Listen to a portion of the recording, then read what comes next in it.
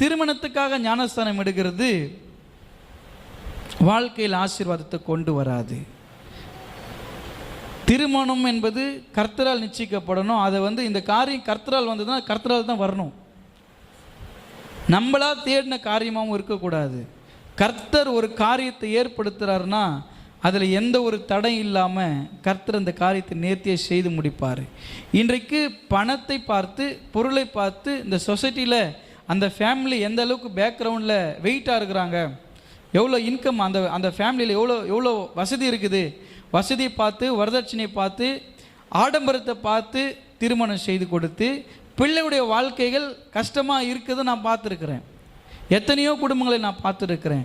ஆனால் பகுத்தறிவுகிற ஆவியை பெற்றவர்கள் யாருமே அப்படிப்பட்ட ஒரு காரியத்தை, அப்படிப்பட்ட ஒரு தவறை பண்ண மாட்டாங்க.